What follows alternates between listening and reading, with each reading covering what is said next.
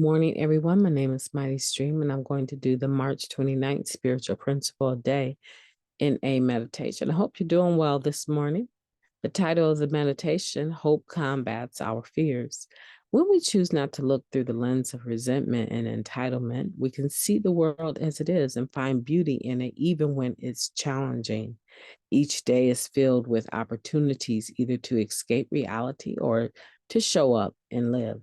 That comes from our Living Clean book, chapter 7, Living Our Principles. An old saying has it that fear makes the wolf bigger than it is. The howls of that big, bad, metaphorical wolf, symbolizing all of life's challenges, threatened from a distance, even in recovery, making us susceptible to resentment. Our improved emotional health may even increase our awareness of the howling.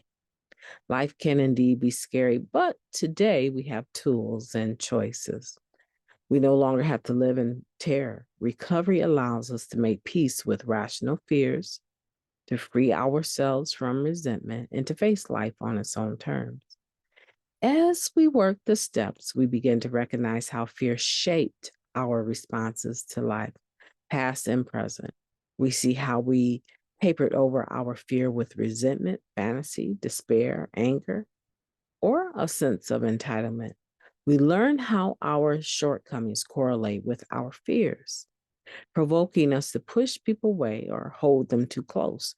We manipulated, bullied, or retreated from reality only to find ourselves increasingly isolated and our lives more and more unmanageable. Although we're clean today, fear still crops up. We hear that wolf howling. Why me? Am I up to this task? Am I worthy of love? Instead of shutting down or pushing back in the face of existential questions, recovery opens up to a different approach. Our insecurities no longer have to dominate our outlook, direct our thinking, or dictate our behavior. We can be present in the struggle and find meaning and beauty as we meet life's challenges with clarity and purpose. Both hope and fear ask us to believe in something that hasn't happened. Either can influence how we perceive our conditions and our future. To the best of our abilities, we choose hope. If fear makes the wolf seem bigger, then maybe we can say that hope tames the wolf. Life's challenges are a little less intimidating when we allow hope to shape our view of the world and inform our responses. I will face one of the metaphorical wolves in my life and let hope inspire courage and positive action. Let's take a moment of silence, followed by the we version of the Serenity Prayer. Moment of silence now, please.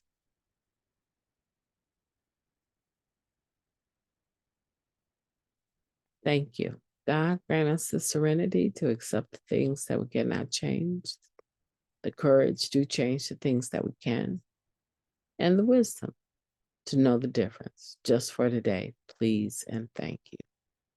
How amazing, how powerful is this meditation? Talking about being able to let hope help us conquer our fears or combat our fears, as it states here. You know, fear does feed that wolf, right? That big bad wolf, right? That is going to tear our spirits down. It feeds it. It allows the wolf to take more ground and have more power. One is too many, and 1,000 is never enough. One moment you're afraid of this, and before you know it, you have added 10 other things that you're fearful of. Whether you state them out loud or not, you find yourself hesitant to take action on anything because now you have been taken over by a paralyzing sense of fear. Whereas hope allows you to tame this wolf. I think it's very interesting that they're similar in the sense because what they represent is kind of intangible. What are you fearing? What are you fearing? The unknown? What are you hoping for? A better future? But you can't touch it right now. Otherwise, you wouldn't be hoping for it. How is that possible? How is that possible that these virtues, these spiritual principles, I wouldn't call fear a spiritual principle, but it is definitely spiritual and it can exert power over an individual, but so can hope. You know, my mind tells me, I have someone so dear in my life. And I just told her the other day, I said, baby, I didn't realize how much you loved me. If it had not been for you, there's so many things I would have missed to do. She exudes hope. As a matter of fact, her nickname is Miss Hope, right? And it just is amazing to me how hope can make a dark situation less dark. Yeah. And guess what, guys?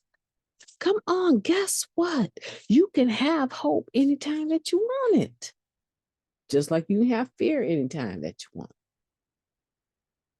Now, I know somebody out there saying, hope. No, I can't have it anytime. I feel pretty hopeless right now. Get up and go to a meeting and share that. Get up and go. I double dog dare you. Get up and go to a meeting and share how hopeless you feel right now. And watch the God of your understanding begin to move through people in their shares, through people in their approach to you to give you hope. See, I've never seen someone sitting there starving to death and not fed them. I just haven't. If I got it, it's yours. I've never seen someone hungry and not feed them. Even if it means I'm breaking my bread in two to give them some. Okay? It's the same thing about us in recovery. The therapeutic value of one addict helping another is without parallel. And the moment you open yourself up to other individuals in recovery, hope just starts to formulate around you. And before you know it, hope has taken you over. It has diminished the size of the wolf called fear. See, this much I do know is true. I know it because I live it every day. I have hope every day. I tell you, I'm not a woman of great means, but you would not know it. You would not look at my home. You would not look at my vehicles. You would not look at the way I dress. You would not look at me and say, oh, she's destitute. No, you wouldn't. You know why? You know why? Even though my penny only stretched so far, you know why? Because I have so many people in my life in recovery that love me. And they don't want to see me do without. And half the time, I would say more than half the time, I don't ask. I would say 98% of the time, I've got two people I turn to when I need some help. Two people.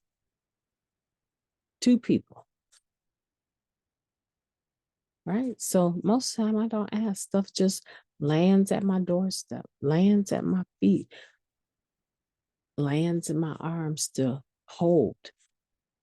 And sometimes it's so much I can't even hold it. I have to pass it along the way. Today, let's have hope. Think of that one thing you are very passionate about, that you do well. Maybe you haven't done it in a long time. You know what? I want you to do it today. I want you to do it this weekend. If it's writing, if it's jogging, if it's whatever it is, cooking, baking, whatever it is that you do excellently, I want you to do it.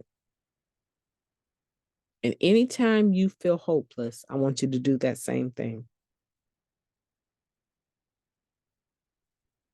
Because it will create a fire in you that allows you to look at the things about yourself that are assets, not weaknesses. Family, I've got to go. I got to get my boy to physical therapy by 6:30 this morning. I appreciate your time. I'm grateful for this community that we share together. I'm going to have a beautiful day on purpose. I know that I will. I know that I will. And thanks for the prayers in regards to my blood pressure. It has come down. It's not where it needs to be, but I have some things in place to get it to where it should be. And thanks for all of the suggestions. I've taken them all. May you have a beautiful day on purpose. Talk to you tomorrow. Thank you.